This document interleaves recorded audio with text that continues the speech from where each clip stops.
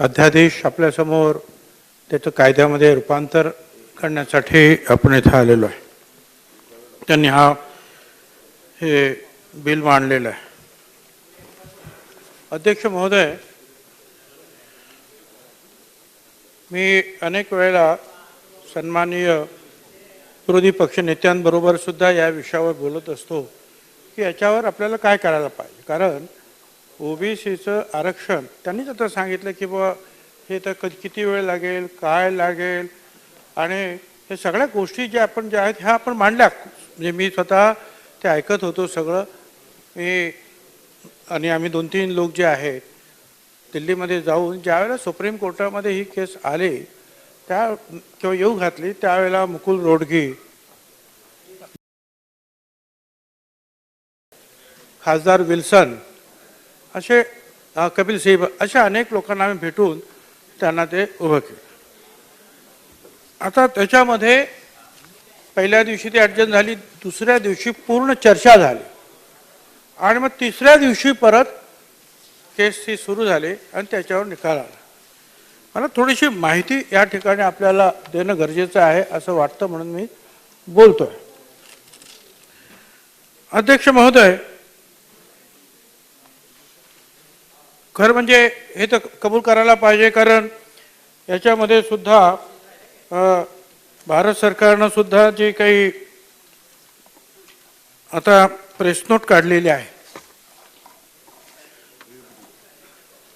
Press नोटमध्ये असं म्हटलेलं आहे, honourable Supreme Court has struck down the recent 27% reservation in favour of OBCs in local bodies made by the state government of Maharashtra and Madhya Pradesh on 15/12/2021 in special leave petition to appeal into bracket C number 19756 of 2021 Rahul Ramesh Wagh versus State of Maharashtra. आता एक म्हणजे मी तुम्हाला सांगितलं होतं हे राहुल वाघ हे जे press note सांगते भारत सरकारची की यांना जर हे आपल्याला काम जर करायचं असेल तर नाही, हे चुकीचं आहे. प्रेस नोट चुकीची आहे. जे म्हणताय आमचा कार्यकर्ता तो वेगळा आहे, अरे हा राहुल वाघ वेगळा आहे, हा ॲडव्होकेट राहुल वाघ आहे, हा धुळ्याचा आहे, याचा आमच्या पक्षाची कुठलाही संबंध नाही. जो आमचा राहुल वाघ आहे त्यांनी क्लॅरिफिकेशनही काढलं आणि त्यांनी नोटीसही पाठवली आहे. ज्यांनी आरोप लावला, आपले जे कार्यकर्ते आहेत प्रमुख जे रोज बोलतायत, त्यांना नोटीसही, लीगल नोटीसही पाठवली आहे की माझा याच्याशी काही संबंध नाही म्हणून. माझं परत आपल्याला एक तर सांगणं आहे की परत याची चौकशी करा. ऐकून मी आरोप नाही करत तुमच्यावर. नाही, अहो हे सगळे जे आहेत आरक्षणाच्या मुळावर उठलेले लोक आहेत. हे दोघंही आरक्षणाच्या मुळावर उठलेले लोक आहेत आणि यांना कोणाचं असा मला बोलून द्या ना. आता अध्यक्ष महोदय, मी यांच्यावर आरोप सुद्धा केला नाही, मी यांच्या पक्षाचं नाव सुद्धा घेतलं नाही, मी फक्त प्रेस नोट वाचून दाखवली आणि मी आता बिलावर बोलायला उभा असल्यानंतर ते मला थांबवणं बरोबर नाही ना. बिलावर माझी अपेक्षा याच्यावर एवढीच आहे, एक तर मी बिलावर बोलू शकलो असतो पण बिल लवकर मंजूर करायचं म्हणून मी बोललो नाही. दुसरं, आपण याला राजकीय रंग देता म्हणून सांगतो, मी नाही देत. मी सांगतो रमेश वाघचा आमच्या पक्षाशी संबंध नाही, पण विकास गवळी कोणत्या पक्षाचा, डोंगरे कोणत्या पक्षाचा, ज्यांनी मूळ याचिका केली, ज्यांच्यामुळे हे आरक्षण गेलं, ते गवळी काँग्रेसच्या आमदाराचे सुपुत्र आणि काँग्रेसचे जिल्हाध्यक्ष रमेश डोंगरे हे काँग्रेसचे जिल्हा परिषदेचे भंडाऱ्याचे अध्यक्ष. पण तरी मी त्या पक्षावर कुठलाही आरोप केला नाही. याचं कारण हे ओबीसी विरोधी आहेत, हे ओबीसी विरोधी लोक आहेत, ते कुठल्याही पक्षाचे असो.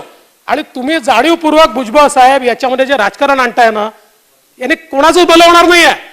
मी तुमच्यापेक्षा 4 पट राजकारण आणू शकतो, माझ्याजवळ खूप पुरावे आहे की माझं झाल्यानंतर तुम्ही बोला ना. मी कुठे तुमच्यावर आरोप नाही केले. मी म्हटलं आपण सगळ्यांनी एकत्रित काम करायचं आहे आणि म्हणून तर आता government is also considering moving a review petition before the honourable Supreme Court to allow political reservation of OBCs in the local bodies, municipal corporation for the time being till the state comply with the triple test criteria set forth by the Honorable Supreme Court.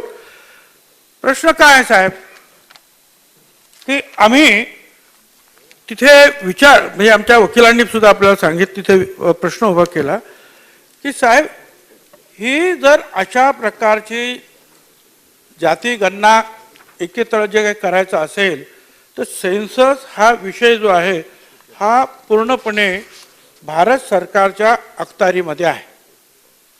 त्याचा एक census act आहे. त्या ॲक्टमध्ये सुद्धा स्पष्टपणे म्हटलेलं आहे the central government may by notification in the official gadget declare its intention of taking a census in the whole or any part of the territories to which this act extends whenever it may consider it necessary or desirable so to do and thereupon the census shall be taken. तर आपल्या वकिलांनी आपल्या राज्याच्या तर्फे हे मांडलं की हे सेन्सस वगैरे जे काही करणं आहे हे तुमचं सरकार भारत सरकारच्या कक्षेतलं काम आहे हे तुम्ही ते करायला पाहिजे. त्याच्यानंतर त्यांनी काय सांगितलं की हा जो डाटा जो आहे हा चुकीचा आहे. हे उत्तर तुम्हाला सुद्धा फडणवीस साहेब त्यांनी दिलं की हा डाटा जो आहे चुकीचा आहे. आता इथे माझ्या हातामध्ये हा स्टँडिंग कमिटीचा जो आहे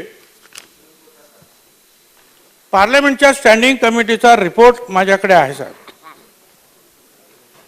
ह्या पार्लमेंटच्या कमिटीमध्ये भारत सरकारनं असं म्हटलं आहे Registrar General and Census Commissioner of India Ministry of Home Affairs has informed that the data has been examined and 98.87% data on individual caste and religion is error free.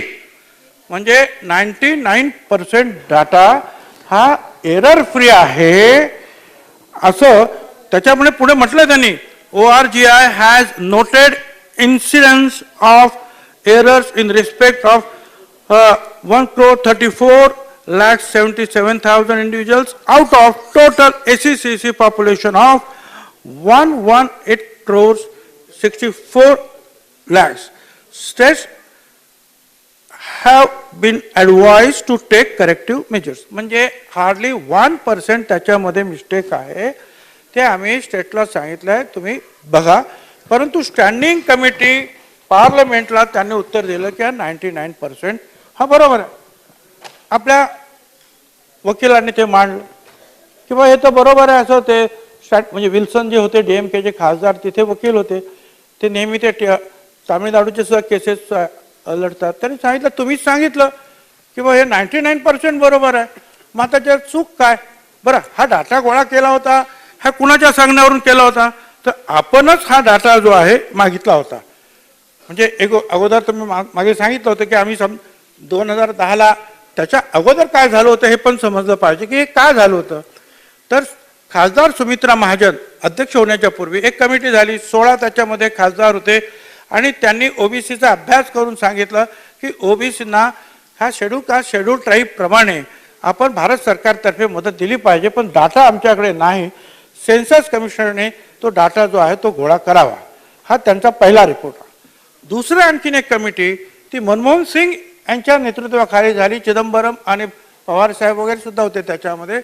त्यांनी सुद्धा अशीच मागणी जी आहे त्यावेळेला तिकडे केली की डाटा तुम्ही ताबडतोब जो आहे तो गोळा करा कारण आपल्याला ह्या ओबीसीना जो 54% 54% आहेत या देशात त्यांना ह्या शेड्यूल कास्ट शेड्यूल ट्राईब प्रमाणे आपल्याला त्यांच्या घरासाठी त्यांच्या आरोग्यासाठी शिक्षणासाठी आपल्याला फंड्स द्यायला पाहिजे हे तुम्ही द्या. आता त्याच्यानंतर आम्ही सुप्रीम कोर्टामध्ये सांगितलं की 2011ची जनगणना 2011ची जनगणना त्याच्यामध्ये हा डाटा तुम्ही गोळा करा असं सुप्रीम कोर्टात सांगितलं. मग काय झालं की गोपीनाथराव मुंडे समीर भुजबळ वगैरे त्या खासदार तिथे पार्लमेंटमध्ये त्यांनी पार्लमेंटमध्ये मांडलं की तुम्ही जे आहे ही हा डाटा आम्हाला तुम्ही तो द्या. गोपीनाथराव मुंडेंचं त्याच्यावर फार मोठं भाष्य आहे त्याच्यामध्ये मी ते आणलेलं आहे, त्यांनी असं म्हटलेलं आहे कि सभापति महोदय, मैं ऐसा मानता हूं कि सदन में ऐतिहासिक बहस हो रही है। ओबीसी की जनसंख्या कितनी है? 80 वर्ष से इस बारे में जनगणना नहीं हुई है। अगर हम अब भी ओबीसी की जनगणना नहीं करेंगे तो ओबीसी को सोशल जस्टिस देने के लिए और इंतजार करना पड़ेगा और यह उन पर अन्याय होगा। यह जनगणना, इसलिए हम इस जनगणना की मांग करते हैं। हे उपनेते भारतीय जनता पार्टी पार्लमेंट त्यांचं हे म्हणणं होतं। त्याच्यावर समीर भुजबळ यांनी म्हटलं की सोपी गोष्ट आहे साहेब, here after register code in case of SC ST we may add the word OBC. This is the only thing the ministry has to do, the government has to do. Let the truth come out in front of the country as to what is the number of people living under the OBC category. This is the only request from my side. हे आपल्या लोकांनी तिथे मांडलं। मुलायम सिंह ने सांगितलं कि ये हमारी मांग है। जो लोग कह रहे हैं कि शैक्षणिक, आर्थिक और सामाजिक और जाति के आधार पर जनगणना कराई जाए, मुलायम सिंह यादव ने मांडलं। त्याच्यानंतर लालू प्रसाद यांनी सांगितलं हम जाति के आधार पर जनगणना करना चाहते हैं। त्याच्यानंतर इथे नागेश्वर राव त्यांनी पण सांगितलं जाति के आधारित जनगणना के लिए सरकार ने एग्री किया है असं त्यांनी म्हटलं। प्रणब मुखर्जी साहेबांनी काय सांगितलं, sir so far as the caste based census is concerned, so far as the caste based census is concerned, the Home Minister has already responded.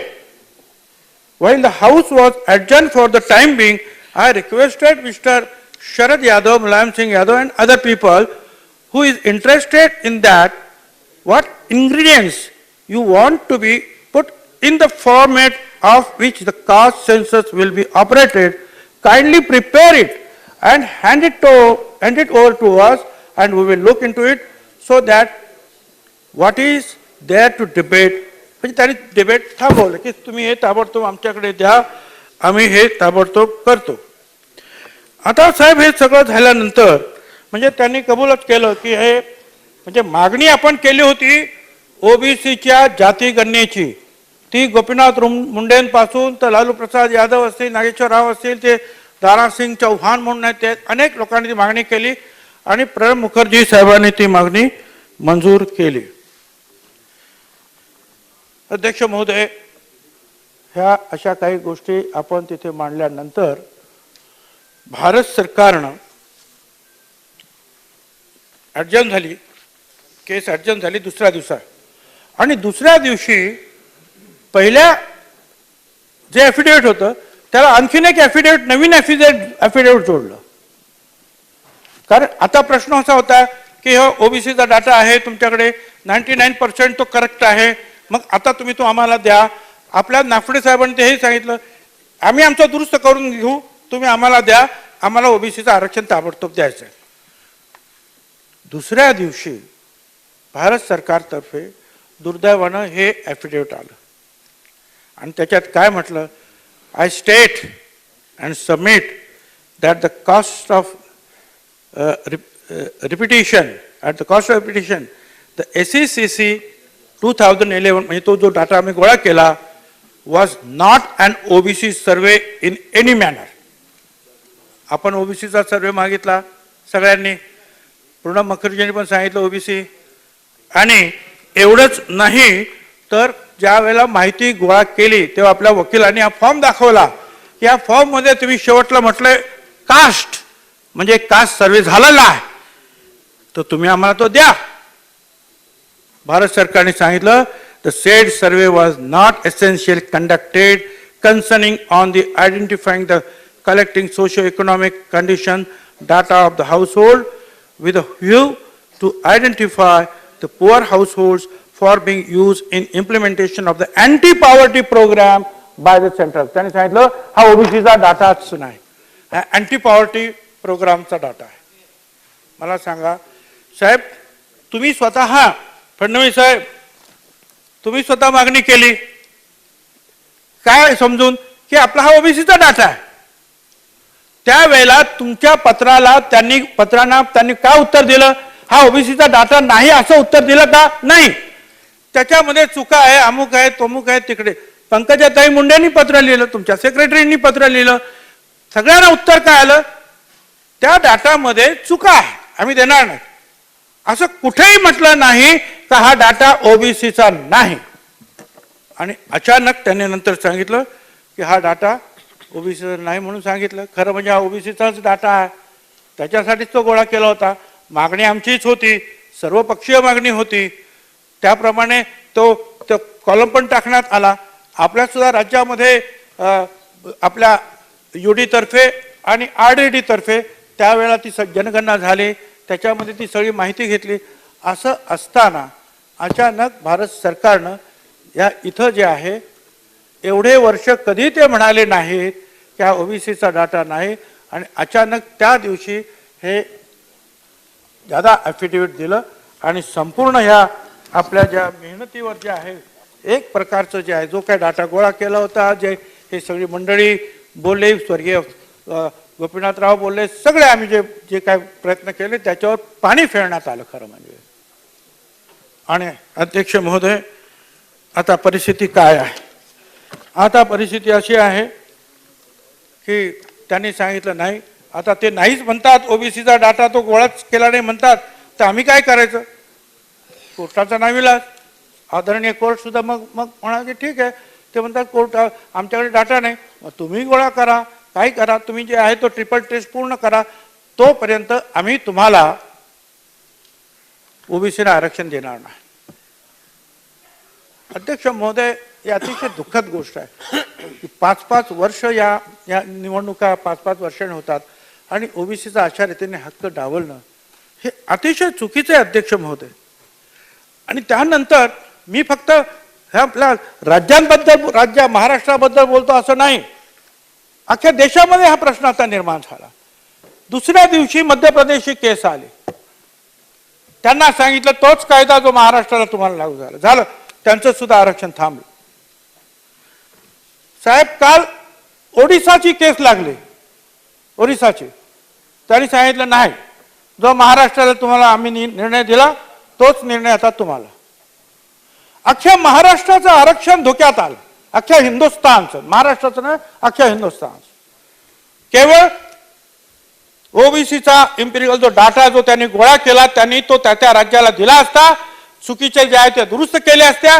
एका बाजूला सांगतात 99% दुरुस्त आहे, आम्ही सांगितलं जो काय दुरुस्त नादुरुस्त असेल तो द्या, आम्ही आमचा डाटा आम्हाला द्या, केरळाचा डाटा केरळाला द्या, मध्य प्रदेशला द्या, आम्ही तो दुरुस्त करतो आणि 15 दिवसामध्ये त्याचं जे आहे संकलन करून आम्ही तुमच्याकडे एम्पिरिकल डाटा देतो, हे आम्ही सांगितलं. पण ते ओबीसी नाहीच म्हटल्यानंतर सगळे प्रयत्न संपले आमचे. आणि आज एका पाठोपाठ एक राज्यावर या अशा प्रकारचं जे घडांतर येत आहे. माझं आपल्याला विनंती आहे, ताबडतोब भारत सरकारने जे आहे रिव्ह्यू पिटिशन जाण्याची तयारी केली. पाटील साहेब आहेत, फडणवीस साहेब आहेत, मध्य प्रदेशचे BJPचे लोक ताबडतोब गेले असणार.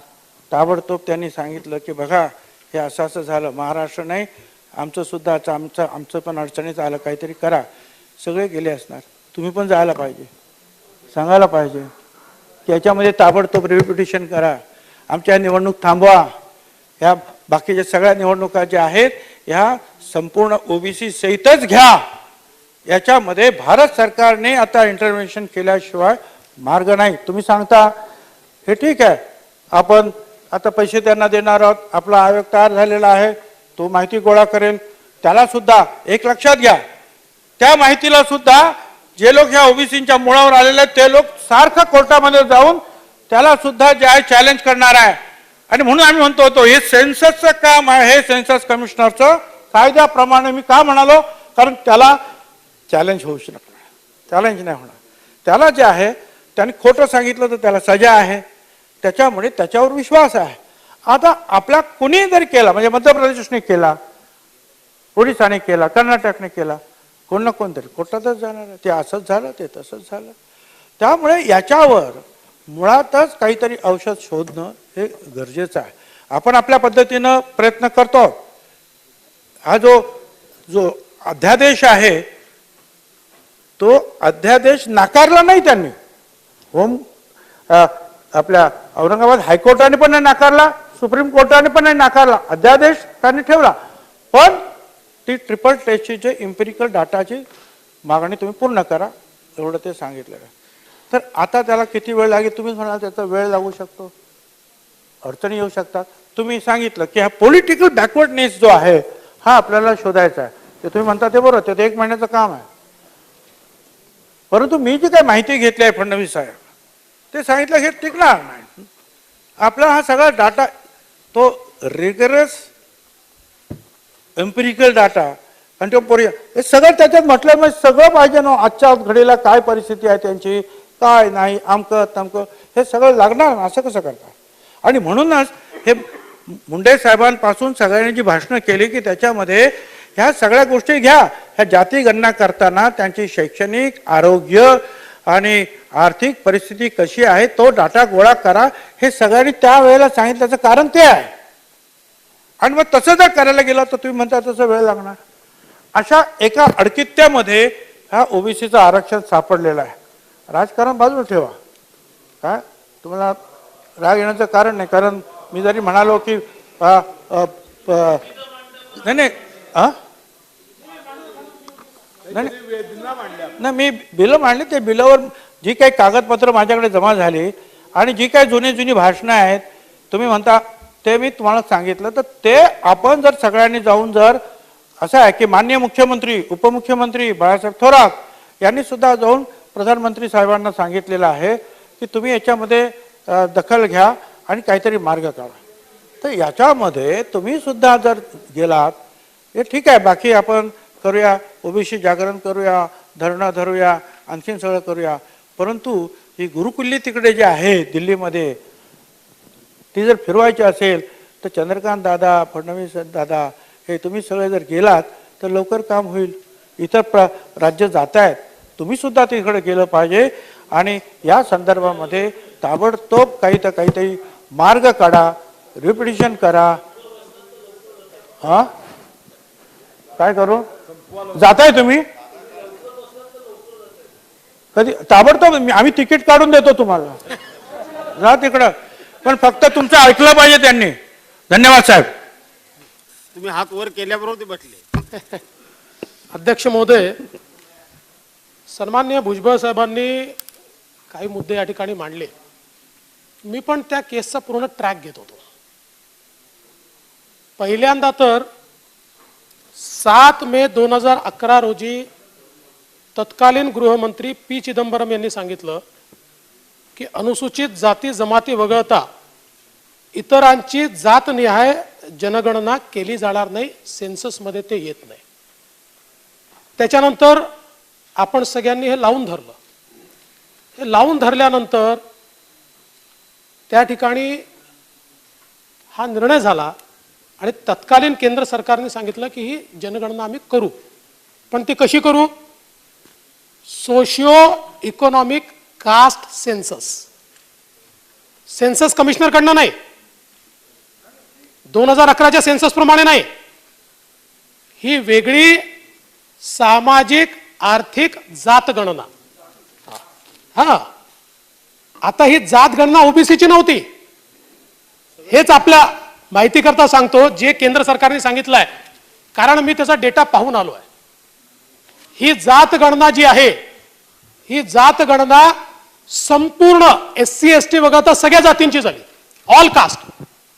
ऑल कास्टची जात गणना झाली आणि म्हणून ती ओबीसीची गणना नव्हती. आणि मग असं होतं की या जात गणनेतनं ओबीसी वेगळे करता येतील का आणि ओबीसीचा डेटा वेगळा करायचा, अशा प्रकारचा तो विषय होता. आता त्या संदर्भात हे जे 98% आपण म्हणताय ना, हे आपल्या वकिलाने तिथेही मांडलं आणि त्यावेळेस केंद्र सरकारच्या वकिलांनी सांगितलं की that 98% pertains to socio economic data. आणि ते बरोबर आहे, कारण त्या सोशिओ इकॉनॉमिक डेटावरच आपण घरकुल दिले, त्याच्यावरच आपण योजना दिल्या, हे सगळा डेटा आपल्याकडे आहे. हा जो सोशिओ इकॉनॉमिक डेटा आहे याच्यावरच आपल्या राज्याच्या आणि केंद्राच्या सगळ्या योजना चाललेल्या आहेत. आणि मग अध्यक्ष महोदय, आपल्या माहिती करता या डेटामध्ये काय चूक झाली ते चूक म्हणतात म्हणजे काय आहे नेमकं, तर एकूण केंद्राच्या यादीनुसार आपल्या देशामध्ये ज्या काही ओबीसी किंवा तत्सम जाती आहेत या आहेत 2479 2479 आणि राज्याच्या यादीनुसार 3150. पण या जनगणनेत किती जाती आल्या माहिती आहे? 46 लाख जातींची या ठिकाणी नोंद झाली. 46 लाख भारतात. येऊ देत शांतपणे, काय काळजी करू नका, काय काळजी करू नका, मी कधीच चुकीचं बोलत नाही. भारतामध्ये 2479 जाती किंवा राज्यांच्या सगळ्या मिळून 3150 जाती, याच्याऐवजी 46 लाख जाती याच्यामध्ये आयडेंटिफाय झाले. आणि महाराष्ट्राच्या संदर्भात ते जे त्या ठिकाणी महाराष्ट्र ज्यावेळेस वाफरकेट केला, महाराष्ट्रामध्ये ओबीसीच्या जाती किती? 350 410 जे काय असेल, 494 तशा, पण त्यातल्या काही नंतर कट केल्या. एकूण महाराष्ट्रात किती जाती निघाल्या माहिती आहे या एससीसीच्या जाटामध्ये? 4,28,667. 4,28,667 जाती. आणि म्हणून हा डेटा इनकरेक्ट आहे. हा सोशिओ इकॉनॉमिक डेटा आहे, पण कास्ट सेन्सस याचा इनकरेक्ट आहे. तो सुधारण्याकरता समिती तयार झाली. त्या समितीने भरपूर प्रयत्न केला, पण या 4,28,000 जातींचं वर्गीकरण हे इम्पॉसिबल आहे. कारण आपल्याला सेकंडरी डेटावर काम करता येत नाही, प्रायमरी डेटावर करावं लागतं. प्रायमरी डेटा काय?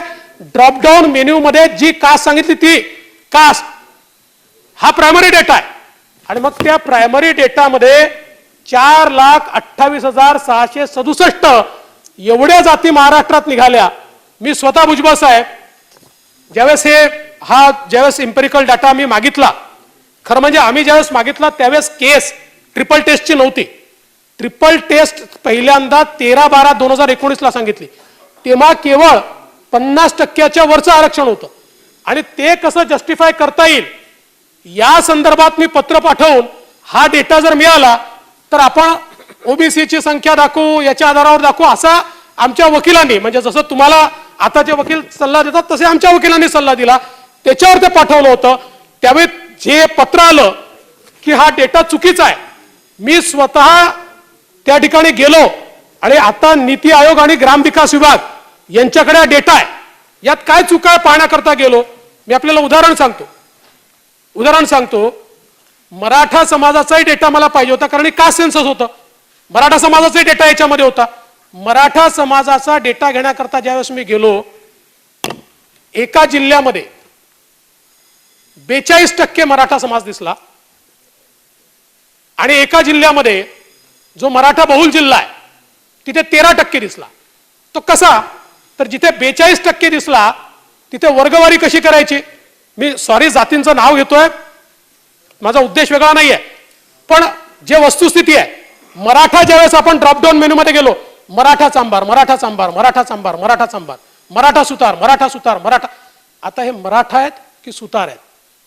आणि प्रायमरी डेटा लागतो, सेकंडरी डेटा चालत नाही. तुम्ही तुमच्या मताने वर्गीकरण करू शकत नाही. तुम्ही हे ठरवू शकत नाही की सुतार आहेत की मराठा आहेत. त्यांनी जे सांगितलं ते लिहून घ्यावं लागतं, तसं ते त्यावेळेस लिहून घेण्यात आलं. आणि म्हणून या जनगणनेमध्ये महाराष्ट्रामध्ये 4,28,667 जाती या त्या ठिकाणी नमूद झाल्यामुळे केंद्र सरकारने सांगितलं की हा सोशिओ इकॉनॉमिक डेटा राहील, पण कास्ट डेटा जो आहे तो आम्ही रिलीज करू शकत नाही, कारण हा टोटली करप्टेड डेटा आहे. आता मी ज्याचा उल्लेख केला, मी आपल्याला जाणीवपूर्वक वाचून दाखवतो. 2 काय म्हटलंय कृष्णमूर्तीच्या जजमेंटमध्ये? काय म्हटलंय? The nature and purpose of reservation in context of local self government is considerably different from higher education and public employment. in this sense, Article 243D, Article 243T form a distinct and independent constitutional basis for affirmative action and the principles that have been evolved in relation to the reservation policies enabled by Article 15.4 and 16.4 cannot be readily applied in context of local self-government. Even when made, they need not be for a period of corresponding period of reservation for the purposes of Article 15.4, 16.4, but can be much shorter. Article 243D6, Article 243T6 are constitutionally valid since they are in the nature of the provisions which merely enable state legislature to reserve seat and chairperson's post in favor of backward class. Concerns about disproportionate reservation should be raised by way of specific challenges by the state legislature. पुढे ते काय म्हणतात? We are not in a position to examine the claims about overbreadth in the quantum of reservation provided for OBCs under the impugned state legislations, since there is no contemporaneous empirical data. The onus is on backwardness that act as barrier to political participation, which are indeed quite different. आता हा शब्द महत्वाचा आहे. Which are indeed quite different from the patterns disadvantageous in the matter access to education and employment. म्हणजे socio economic reasons करता जे reservation दिलाय ते 15.4, 16.4 मध्ये दिलाय, त्याच्यापेक्षा पॉलिटिकल दिलेलं रिझर्वेशन हे वेगळं आहे. ते 243D मध्ये दिलाय. त्यामुळे याच्याकरता पॉलिटिकल बॅकवर्डनेस हा मोजावा लागेल हे कृष्णमूर्तीने सांगितलं. ट्रिपल टेस्ट मध्ये सेटअप करणे राज्याचं मागासवर्ग आयोग आणि कुठला इम्पेरिकल डेटा जो तुम्ही केंद्राला मागता तो नाही. तुम्ही बघा केंद्राच्या ऍफिडेव्हिट मध्ये एका ऍफिडेव्हिट मध्ये ते देखील आलाय की हा कोणता डेटा आहे. हा डेटा आहे पॉलिटिकल बॅकवर्डनेसचा. आता हा जे सोशिओ इकॉनॉमिक कास्ट सेन्सस झालं याच्यामध्ये पॉलिटिकल बॅकवर्डनेसचा डेटा कुठे जमा झालाय का? ही इम्पेरिकल इन्क्वायरी करायची आहे आणि त्याच्यामुळे ही आपण केली नाही. आता दुसरी गोष्ट आपण जे म्हणालात, खरं म्हणजे आता याच्यामध्ये काय म्हटलंय मी आपल्याला वाचूनही दाखवतो की कोर्टाने फार स्पष्टपणे त्याच्यामध्ये हे सांगितलं. ज्यावेळेस आपली केस आली त्या आपल्या केसमध्ये कोर्टाने सांगितलं, पॅराग्राफ 22 बघा. The state government failed to take clear stand before the court and was only trying to delay the matter. The government kept asking for further hearing. The court has made observations against the government saying we therefore fail to understand as to why state government wants further hearing of the matter on such flimsy and specious ground. To observe sobriety we say no more. आणि आपण जे दुसरं बोलला मी पुन्हा एकदा सांगतो की आपण इम्पेरिकल इन्क्वायरी इंटू बॅकवर्डनेस जर केला तर तुम्हाला जे वाटतंय की त्याच्यावर कोणीतरी ऑब्जेक्शन घेईल ते घेता येत नाही. याचं कारण बीके पवित्राच्या केसमध्ये 2020 साली आता लेटेस्ट माननीय चंद्रचूड साहेबांनी जजमेंट दिलाय आणि त्यात काय म्हटलंय, even if there were to be some errors in the data collection that will not justify invalidation of law which the competent legislature was within its power to enact. Once that exercise has been carried out, हे बघा महत्वाचं, the court must be circumspect in exercising the power of judicial review to re-evaluate factual material on record. म्हणजे काय म्हटलंय, 2020 साली चंद्रचूड साहेबांनी supreme कोर्टामध्ये सांगितलंय की राज्यांनी असा डेटा जमा करून अशा प्रकारचा रिपोर्ट केला तर तो डेटा करेक्ट आहे की नाही हे सुप्रीम कोर्टाला पाहता येणार नाही. राज्यांनी दिलेला रिपोर्ट हा मान्य करावा लागेल. याचा अर्थ काय आहे, आपण जर जे सातत्याने मागणी मी करतोय आणि आपण देखील खरं म्हणजे शेवटच्या बैठकीत ते मान्य केलं होतं, नंतर आपण का बदललात मला माहित नाही.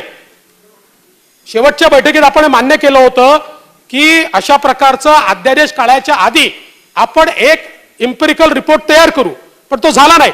आणि म्हणून मी सांगतोय की अशा ट्रिपल टेस्ट पासून सुटका नाही आहे. उद्या केंद्र सरकारही समजा कोर्टात गेलं तर केंद्राने काय म्हटलंय, ट्रिपल टेस्टला वेद आहे एवढंच म्हटलंय. ट्रिपल टेस्ट करावीच लागणार आहे. 2 वर्ष आपल्याकडे होते, ती केली नाही आहे. आजही सर्वोच्च न्यायालयामध्ये केंद्र सरकार गेलं तरीही इम्पेरिकल इन्क्वायरी आपल्यालाच करावी लागणार आहे, ती केंद्र सरकार करणार नाहीये. आणि म्हणून आजही मी आपल्याला सांगतो की आपण जर आपल्या बॅकवर्ड क्लास कमिशनला हा डेटा तयार करायला लावावा. माननीय मुख्यमंत्री आणि उपमुख्यमंत्र्यांच्या उपस्थितीत आम्ही एका महिन्यात तो करू शकतो. बरोबर आहे मुख्यमंत्री महोदय, आपण होतात. एका महिन्यात आम्ही करू शकतो असं बॅकवर्ड क्लास कमिशनने त्या ठिकाणी सांगितलंय. मग का नाही करत आपण हे जर केलं तर हा जो द्राविडी प्राणायाम आहे हा आपल्याला करावा लागणार नाही. म्हणून सोशिओ इकॉनॉमिक सेन्सस हा आपल्या कामाचा नाही. उलट सोशिओ इकॉनॉमिक सेन्सस चुकीचा हा जर आपण मांडायला बसलो तर आपलं शिक्षणातलं आणि नोकरीतलं आरक्षण हे सोशिओ इकॉनॉमिक सेन्ससवर आहे. आणि त्याचा जर चुकीचा सेन्सस आपण दिला तर गदा कशावर येईल. आपण करायला जाऊ एक होईल दुसरं. आणि म्हणून माझी आजही विनंती आहे आपल्याला, यातलं राजकारण बाजूला ठेवूया. याच्यामध्ये आजही सर्वोच्च न्यायालयाच्या कृष्णमूर्तीप्रमाणे, सर्वोच्च न्यायालयाच्या खानविलकर जजमेंट प्रमाणे आणि सर्वोच्च न्यायालयाच्या BK पवित्रा जजमेंट प्रमाणे पुढच्या 2 महिन्यामध्ये आपण इम्पेरिकल रिपोर्ट तयार करू शकतो आणि ट्रिपल टेस्ट पूर्ण करू शकतो.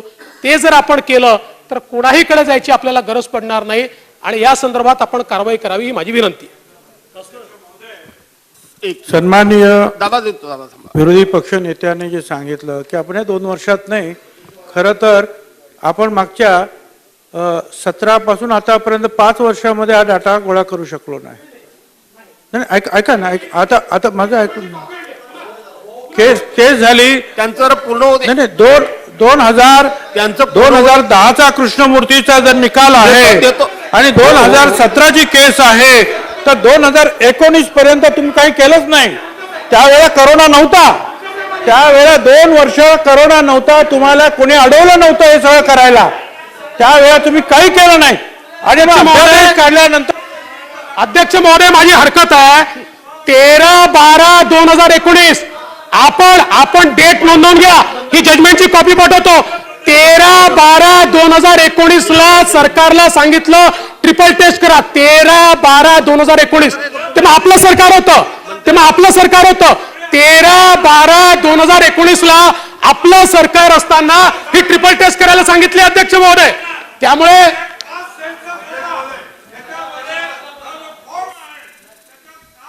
असं लिहिलेलं आहे. आमच्या वकिलांनी सांगितलं आहे तसा द्या, आम्ही आमच्या कास्ट शोधतो, आमच्या जाती कुठच्या ओबीसीच्या आहेत त्या देतो. परंतु तोपर्यंत तुम्ही आतापर्यंत कास्ट नाही असं म्हटलंच नाही. आणि ज्या वेळेला कदाचित सुप्रीम कोर्ट आता तुम्हाला आदेश देईल की हा इम्पेरिकल डाटा त्यांना द्या, त्यावेळेला शेवटच्या क्षणी अफिडेविट करता आणि सांगता की हा ओबीसीचा सर्वे झालाच नाही म्हणून. आणि नंतर ज्या वेळेला 2 दिवसांनी मध्य प्रदेश महाराष्ट्रासाठी अरे खड्डा जो काय खणला तो महाराष्ट्रासाठी, त्याच्यामध्ये तो मध्य प्रदेश ओडिशा सगळे जे ओबीसी पडतायत. आणि त्यामुळे मी तुम्हाला सांगतोय की तुम्ही ठीक आहे, जसे ओबीसीचे दुसरे लीडर जात असतील, बीजेपीचे लीडर जात असतील तसे तुम्ही सुद्धा जा आणि याच्यामध्ये निर्णय करा. हे सांगतो ते तुम्हाला मान्य का होत नाही. अध्यक्ष महोदय, अध्यक्ष महोदय, एक तर जे आहे तुम्ही बोलता असे कथनी एक आणि करणी एक आहे तुमची. एक अध्यक्ष महोदय,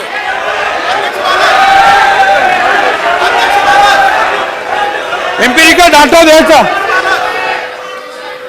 एम्पिरिकल डाटा दिला केला आणि त्याच्यानंतर म्हणतो नाही म्हणून.